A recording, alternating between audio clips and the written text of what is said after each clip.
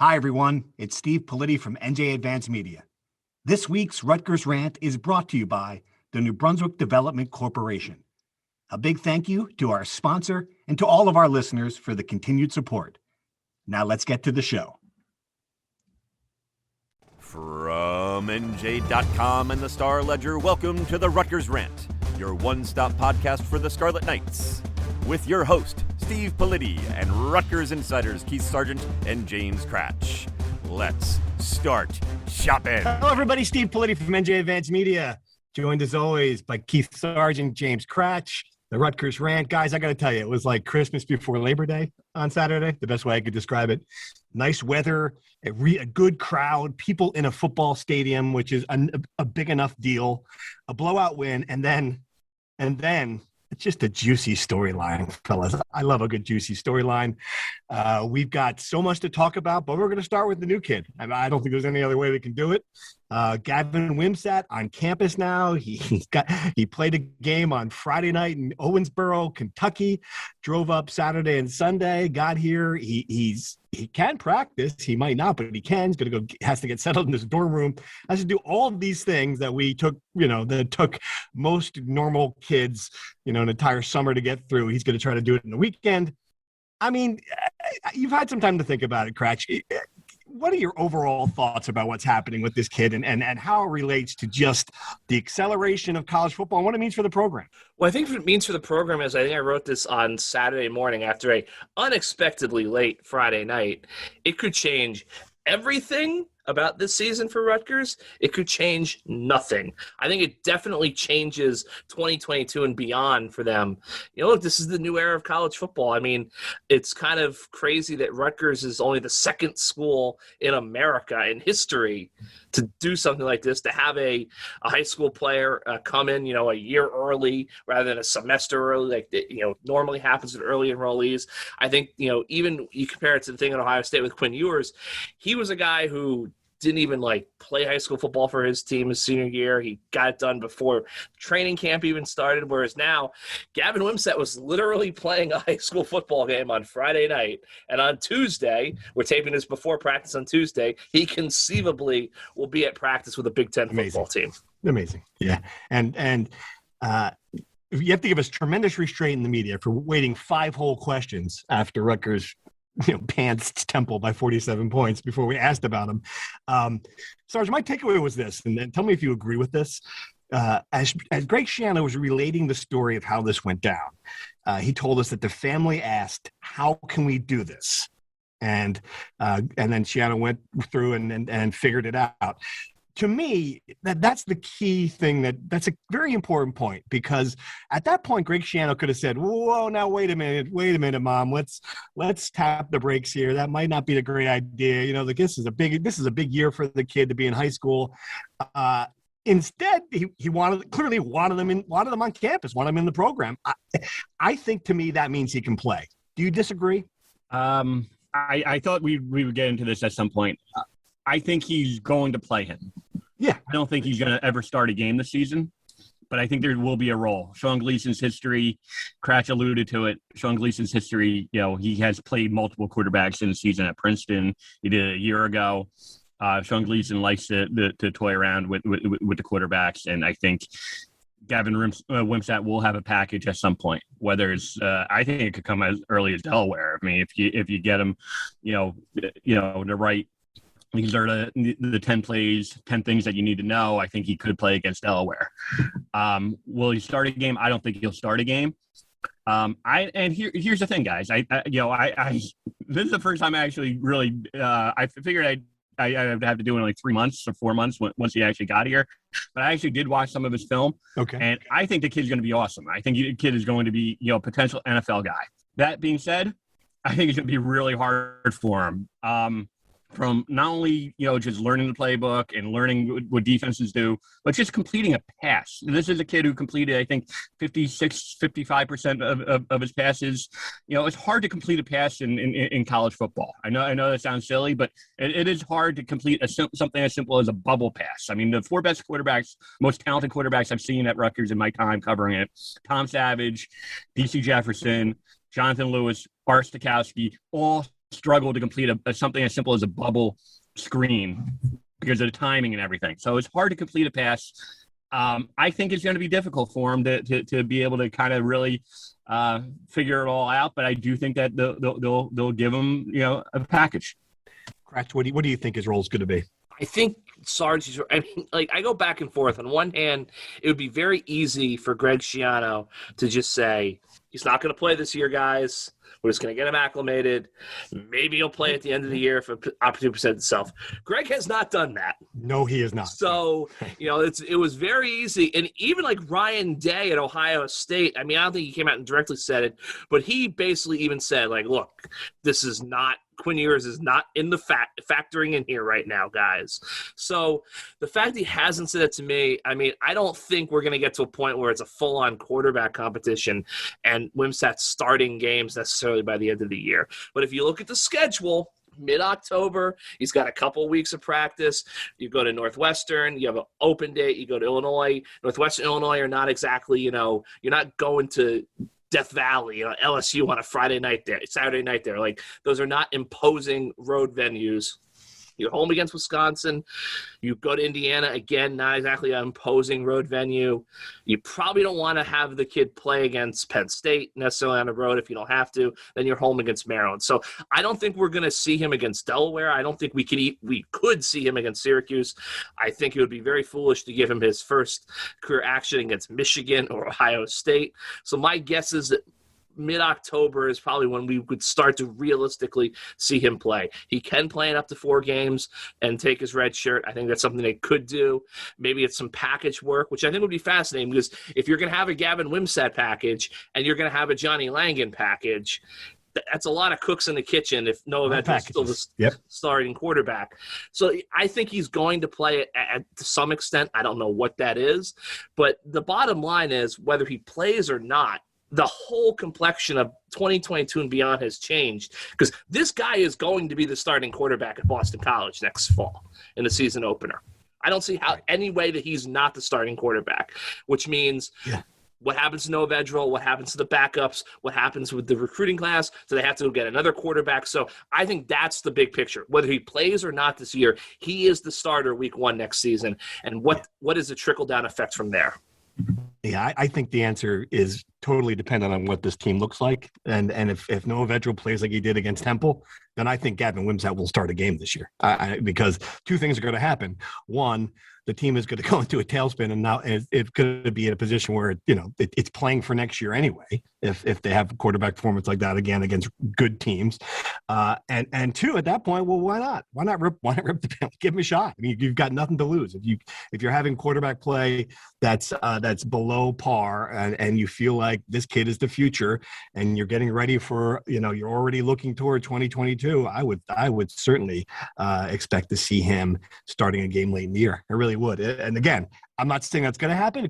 I think Noah Vedral's better than the quarterback we saw against Temple. If he comes out and he plays well, this week against Syracuse, if he has one of those games like he had against Michigan, well, then this really isn't, Shadow's not going to pull his junior captain and replace him if he's playing well. But if it goes the other direction, it certainly would not surprise me at all. All right, let's dive into Temple, guys, because it's funny how we just kind of very quickly brushed off a 47-point victory for this team. Which was an impressive. This is something that wouldn't have happened a couple of years ago. And I get it. I believe I got tons of emails and texts from people. This is Temple. Come on, it's Temple. But it wasn't. It's not. Temple's not Morgan State. This is still a D1 school. I think the outcome, regardless of the opponent, would have been unthinkable before. So let me ask you this, Cratch.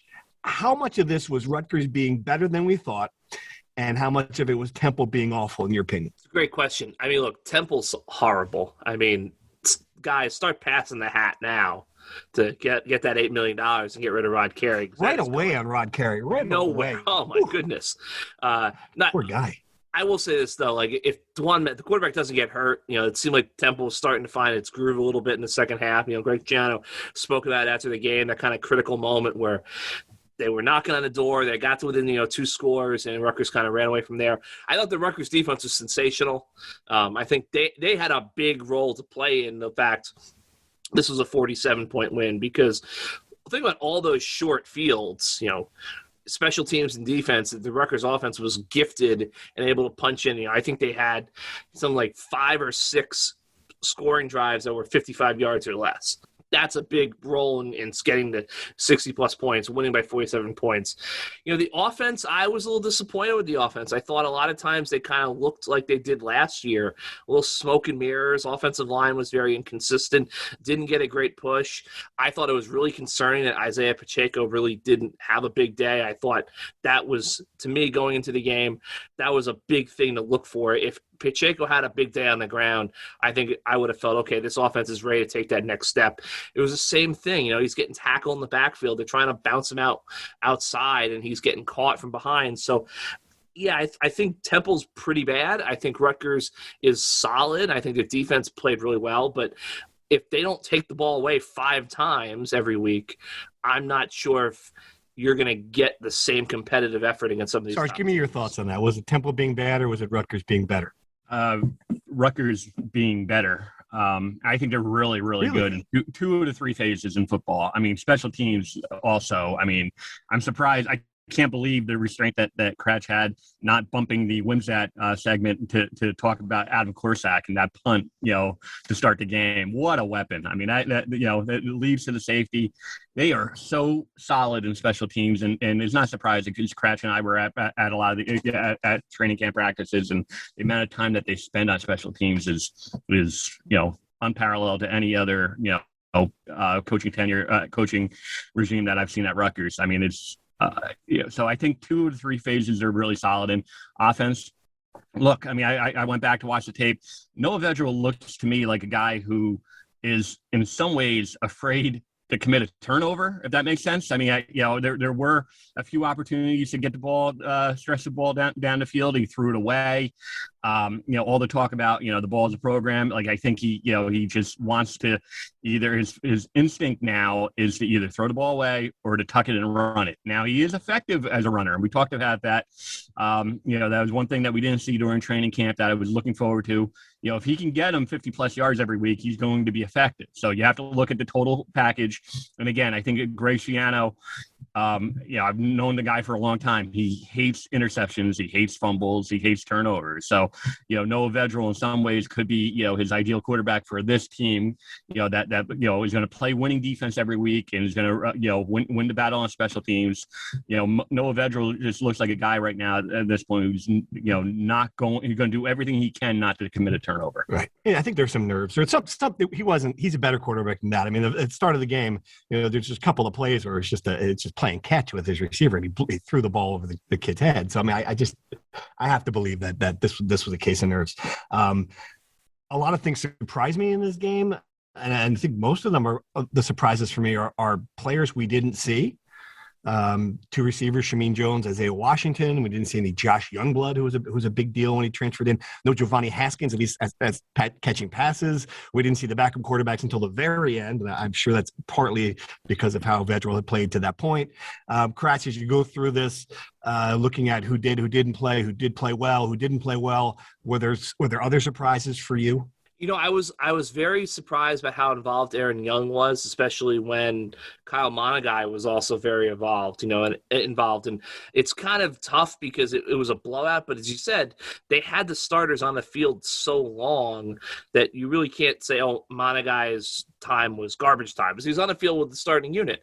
So I thought Monagai was a guy who I knew he'd had a good camp, but I didn't know he'd get as involved in the offense as he did. Obviously if they hit that fade pass to Haskins in the back of the end zone, I think we're thinking about his day differently. Shameen did play. I was surprised Isaiah Washington was not as impactful. Brandon Sanders, the Bucknell transfer, got in, had a catch, so I think that's something noteworthy. I think we're going to see him as the season goes on.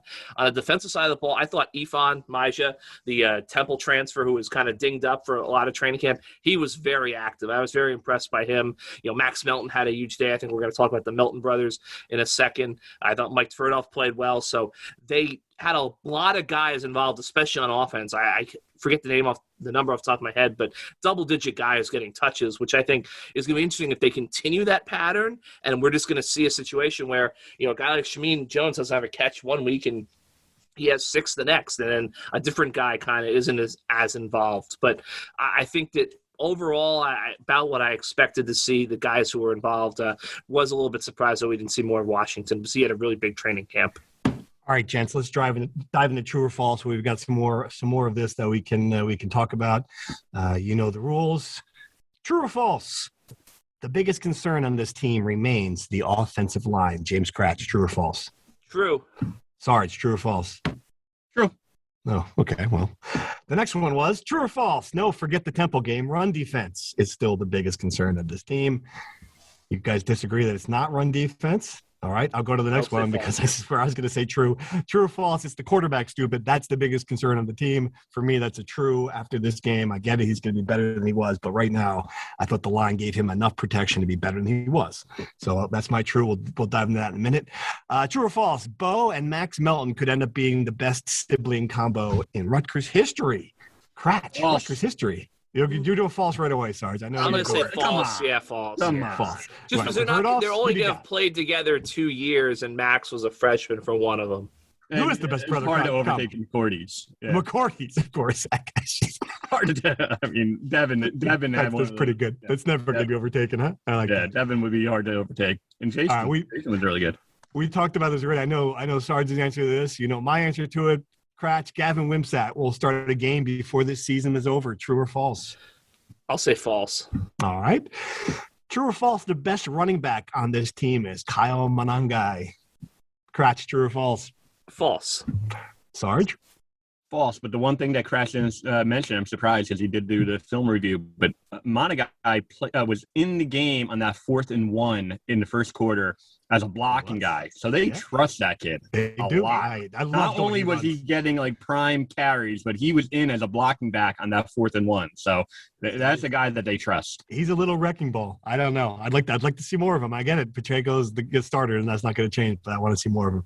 All right, true or false? Illinois stinks. Northwestern stinks. Even Indiana stinks. 6 wins is going to be a lot easier than we thought. Kratch, true or false? False. Sarge, true or false? True. Oh, there you go. Okay. I'm going to go true as well. And finally, true or false? Rutgers might win its first NCAA title this year in women's soccer. Kratch, true or false? True. I mean, a couple weeks now, I think Penn State's coming to Piscataway. Game of the year in the Big Ten. If they win that, we talked about it a couple weeks ago. They just didn't score a lot of goals. They are scoring. Yep. They are scoring a ton of goals. Yeah, it's amazing. Sarge, you're going true or false on that one? I'm going to go. Well, I should. I don't have the time to research it. I'm not going to pull Mike Francesa and do the internet research. But the only thing I will say, field hockey, 2 ranked wins, Duke and UConn, and they had the Big Ten tournament at home. Wow. Kratch, I mean, they have the NCAA tournament at home. Kratch, I mean, field hockey tournament ahead of women's soccer. Could they conceivably have field hockey win it before women's soccer? Could both win? Well, I would say field hockey win the Big Ten, definite, could do it. I would say women's soccer looks like the better national championship contender right now, which I believe was the point of the true-false question. Right. Interesting. All right. Good job, guys. All right. So you both still are down on the line, though. I mean, that's your I didn't think it was bad. I guess, the running game, running block wasn't great. I thought Fedra had enough time. Kratch, what did you see that makes you still concerned about the line? They're just very up and down, and I go to the running game, and I think that you've got to run the ball. This is an offense that wants to establish the run, wants to run the ball, wants to get up to the line quick, go. And the run blocking just wasn't there. I mean, there were some plays where just Pacheco had 2 guys on him before he even basically got the ball from Vedral.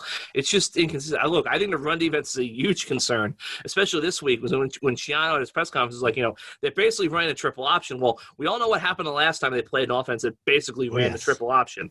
Hey, Rutgers Rant listeners, it's Steve Politi from NJ Advanced Media. We appreciate you supporting this podcast and the sponsors who help us continue doing it. This week's podcast is brought to you by the New Brunswick Development Corporation. If you listen to this show, you love Rutgers.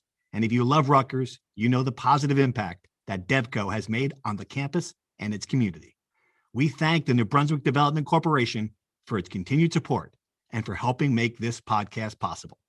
Now back to the show.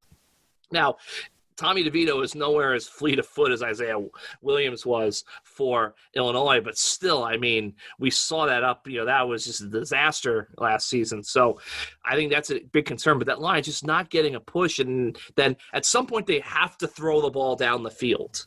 And that's going to require Vedral to drop back and have time. And I just don't know if they're going to have that time because so much of their passing game was predicated on short hits against Temple. I think that from what I saw, that Bo Melton touchdown play is going to have to be a basically Rutgers offense this year.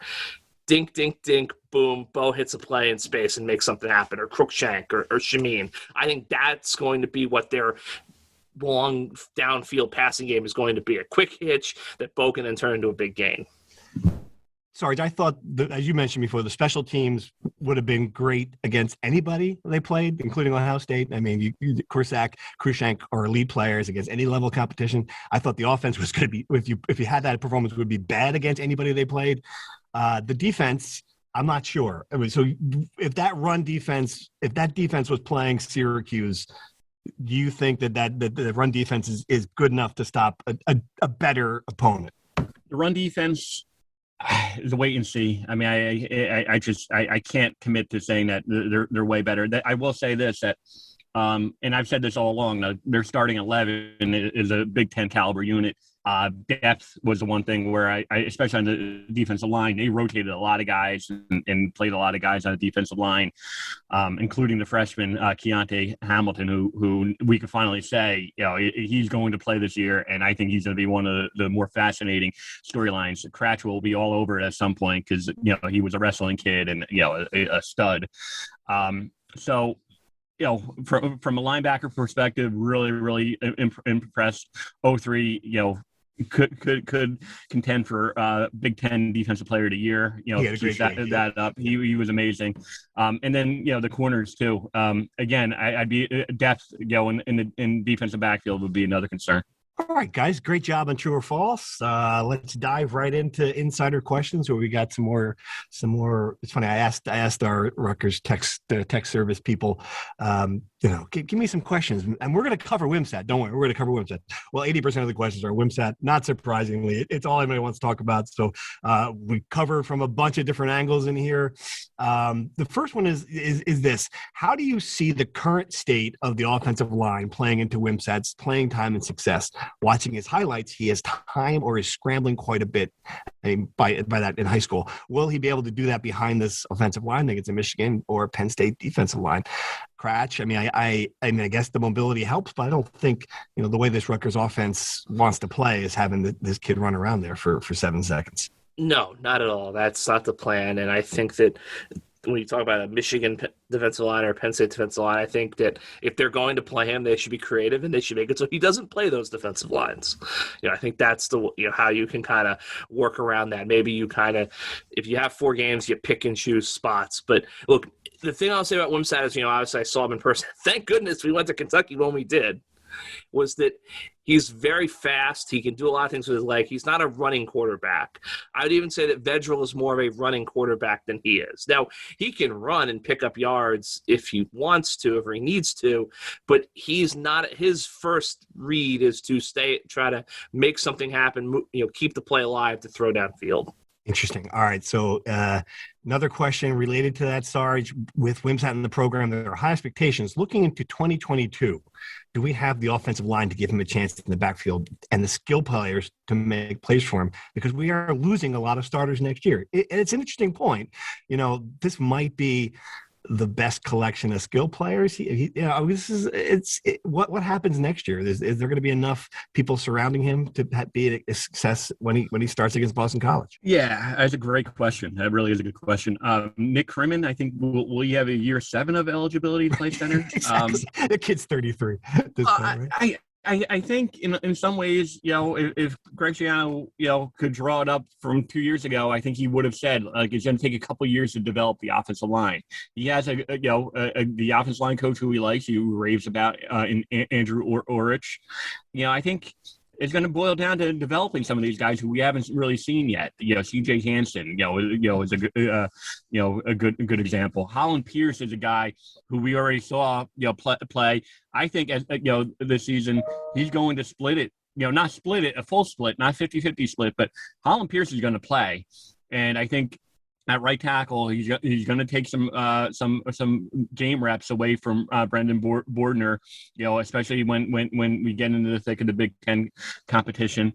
Brian Felter is another guy who played last year. I could see him, having an impact on the line, but again, it's going to boil down to development and recruiting. And, Graciano, you see the emphasis that he's put on the offensive line, in this current upcoming recruiting class. So, it's going to boil down to those two things. I love this. We have another question about the offensive line, which you already addressed, but it's from Greg in Switzerland. We apparently have a texter in Switzerland. So I'm just sitting here imagining when Greg, on Saturdays in Switzerland, when he walks into the Geneva sports bar, could you put the Rutgers game on, please? What the reaction must be there in Switzerland. Okay, that's all I got. Sorry about that. All right, so watching Rutgers play on Saturday and knowing Wimsatt is enrolled now, do any of your season record predictions change? That's from Bruce. Kratch, you sticking with 4-8? I am sticking with 4-8. Okay, Sarge, you sticking with 5-7? Nope, I was on the fence with 6-6. I was close. I couldn't pull the trigger. I regret. They're going to win 6 games. I'm going to stay with 5-7, but I will say this, that watching, I didn't watch all those games, but seeing the scores, and I do get the sense that there are some games that we like Indiana, we just chalk that up to as an NL. They're taking a step back. I mean, Northwestern does not look good. There are more opportunities. Northwestern never looks good, though. Well, yeah, all right. That's a good point. True. Yeah, but Indiana's on the road. That's not going to be a menacing road environment. I mean, there's that one all of a sudden suddenly comes into play too. All right, here's the question on game times, Kratch. Kratch on Thursday said the game would not be like a noon kickoff. Then he said it looked more possible, and then it happened. What was the behind the scenes on picking an actual time for the game? I go back and forth about whether or not there would be more fans if it was a night game on Saturday rather than a noon kickoff. Kratch, do you have any insight on this one? I got it. You got it. Sarge can go ahead. I mean, basically, the answer for me, one person told me, "Hey, it's not going to be at noon," it changed. It was a fluid situation. The place was literally underwater, guys.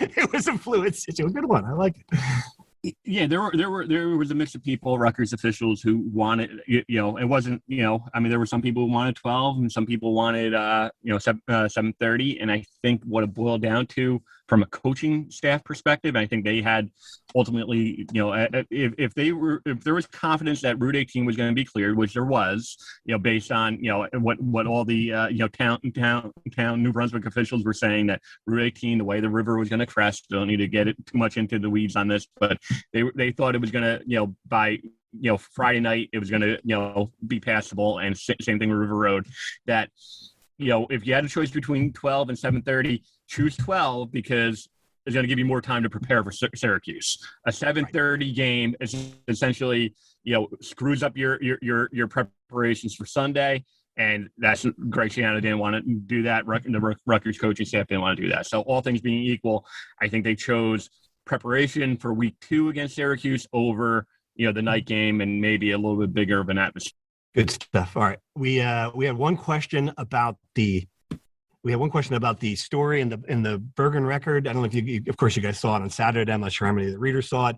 A big expose into the financial situation in Rutgers. I mean, it was really well done, but it wasn't a surprise to me. I mean, it's funny when you read a story and when you see they're $400 million in the hole, and you think that's it, only $400 million.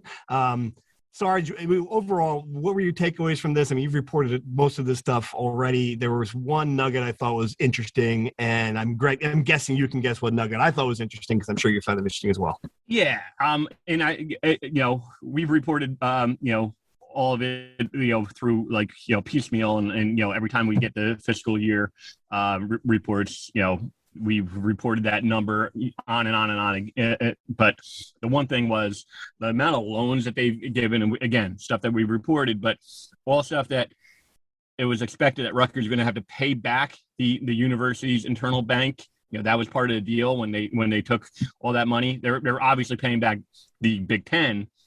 That's an obligation they're not going to be able to escape. But the money that the university bank was giving them, Jonathan Holloway, the president of Rutgers, acknowledged and went on the record to say, yes, I'm absolutely considering forgiving those loans. So that was probably the biggest news in the reporting. What's he waiting for? Just do it. No, I mean, he knows that there's going to be a faction of faculty who will, and union and who will, roast him for it. And, I think it sounded like, he supports athletics enough where he's willing to take the hit, from a public relations standpoint. And, I think at some point he's probably going to forgive it. Interesting stuff. All right. I think for Holloway, it's just he's in a really tough spot because his predecessor, just had no idea what the hell he was doing when it comes to athletics. I mean, I think that was our thing too. Is that Pat Hobbs' quote on Barchi, he tiptoed around, but he came very, very close to really. I mean, it wasn't complimentary of Barchi, but he Cratch is right. That's the thing. I thought the loan thing was the biggest thing. And look, if the biology department needs to build a new building, Rutgers doesn't say, okay, guys, go call up your big moneyed scientists, booster friends, and get the money together, and then you can have the building. So if you're a major university, you made a decision to go to the Big Ten. I don't think it's out of the realm of reasonableness for them to say, we're going to build a place for the basketball team to practice because they haven't had one in 90 years. We're going to build a place for the baseball team and the softball team to take batting practice. Yes, maybe the university doesn't buy the moat around the football palace Death Star. If Greg decides he wants a moat to make it like a real Scarlet Knight castle. Yeah, we probably don't need to build that. But other than that, I mean, it's a university. They're your students. A lot of them are paying tuition. The rate, the amount of applications has skyrocketed the first time Shiano was there. So pay it. But yeah, I think that's a big thing. And the vibe I got was that Holloway is the guy who's going to say, you know what, folks, I know you don't like sports. I know you're angry. I made a decision. Deal with it, which I think is big for Rutgers athletics. First off, they need a moat. Politi, can you chime in on that? I mean, what if Penn State? Well, okay, look, hey, Sarge, Iowa has a moat. If Iowa has a moat, why can't Rutgers have a moat, right? I think that's how it works, right? And if you have a moat, you better have the kind of drawbridge that is going to attract. You can't skimp on the drawbridge at that point. It has to be one. It has to be top of the line. Truly, and if you have a drawbridge, you need a top line bugler to stand in one of the turrets 24/7. You have to have the kind of archers who can hit someone if they try to invade. I think that's important part of the process. What were we talking about? I will say one last thing on the facilities, and the idea that they were going to wait until they raised half the money to build that thing. They're not. I mean, my strong senses, and it's just that I felt this way for a long time, but it's going to be very interesting to see what happens if we're 2 years from now and they still haven't even scratched a small percentage of that. If Greg Shannon has been very patient about his Death Star, if they don't have a lot of money there raised for that, and again based on the history of this place and based on how what percentage of the last two buildings they actually fundraised for, Sarge, do you think they're going to raise $75 million? They are not. And I don't know if they would have COVID pandemic, but they are not raising 75. And it's going to be more than 150 million, by the way. There's going to be approaching 200. I have enough people who have it's going to be more than 150. So if they're going to raise half, it would probably have to be it would have to be 90 to 100 million that they would have to raise, but they're not raising that. And that's one deep moat right there. That is one impressive moat. Maybe it'll be like the second Death Star in Return of the Jedi. They're building it as they go along. Like it's half built. That thing. Yeah, that was a joke that didn't really hit well. So. I liked it. It was good. It's a good effort. It's a good try. I didn't see that movie. No, I'm kidding. All right. And finally, you guys are covering Wimsatt like Christ himself has returned. We get it. He's a big recruit. Are we going to beat Syracuse this week? All right. And that's a good transition to our Syracuse preview. I didn't get a chance to watch their mighty victory over Ohio, Cratch. Give me the basics here about our Orange. Yeah, so they run the ball extremely well. As we said, Shiana, it's sort of like a triple option spread approach. Tommy DeVito, a Jersey kid, is kind of a solid game manager who can beat you with his legs and his arm, although he didn't throw much against Ohio. They've got a talented stable of running backs. Deuce Chestnut, New Jersey kid, had a big game in his debut on defense.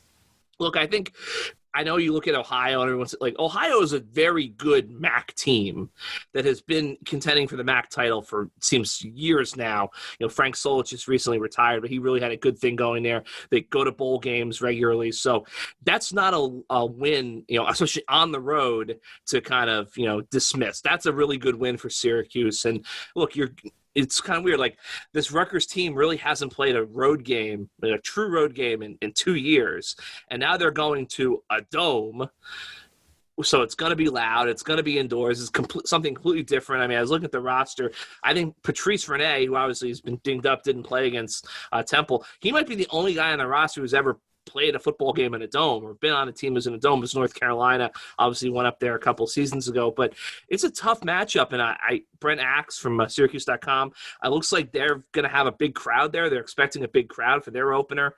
Because they obviously were in Ohio last week. So I think it's a really tough matchup for Rutgers. And if they can get their run game going, it kind of strikes right to the core of what I think this defense, their weak spot. So I'm sticking with my pick. I think this is going to be a really tough game for Rutgers to win. All right, let's do the predictions then. We were all 1-0 last week, although Sarge did not lay the 13.5 points, so he is 0-1 against the spread. Give me a score, Cratch. What do you think? I'm going to go Rutgers. Wait, you're picking Rutgers now? No, I was going to say I misspoke. I'm picking Syracuse. I'm going to go Syracuse 31-27. Okay. Close game, but I think Syracuse pulls it out. What do you think, Sarge? Rutgers 24, Syracuse 17. Wow, low-scoring game, touchdown win for Rutgers. I'm going to go, I think it's going to be easier than both of you think. I'm going to go Rutgers 33, Syracuse 24. I think we're going to see a better performance from Noah Vedral, and that's going to be pretty much what they need to beat this team. Syracuse was terrible last year, so let's not forget that. All right, anything else we want to talk about? We touched on women's soccer a little bit. It's been like a really good fall down there in Piscataway. I don't think people really should appreciate what's happening already this year. Any signs this is going to change, Cratch, or is this what we're looking at the rest of the fall? No, I think all the fall sports, volleyball obviously has their historic first ever match in the rack coming up this weekend. So, are you going to that? I will not be there. No. So I think it's a strong fall. I mean, men's and women's soccer, field hockey definitely have a chance to make the NCAA tournament, contend in the Big Ten. Football, we got bowl buzz. There's going to be bowl buzz for a while. And then obviously volleyball, I don't know if they're ready quite yet for the NCAA tournament, but they're obviously making major strides from where they were as recently as a year ago. It's really the season really does hinge on this game against Syracuse in a lot of ways. I know it's overstating it a bit to say that this is the turning point already in week 2. But if they win this game, then you're right. You expect them to beat Delaware. They're 3-0, and then you've got the bowl buzz throughout until November essentially. If they lose this one, I think that's going to throw a big bucket of water on everything. And we'll be back next week to talk about it. Looking forward to it. Again, thanks for listening, everybody. Thanks to Devco. Thanks to all of our Rutgers Insider subscribers. We'll see you next week. Thank you for listening to the Rutgers Rant. To participate in the conversation and receive live updates about the Scarlet Knights directly to your phone, sign up at NJ.com/insider.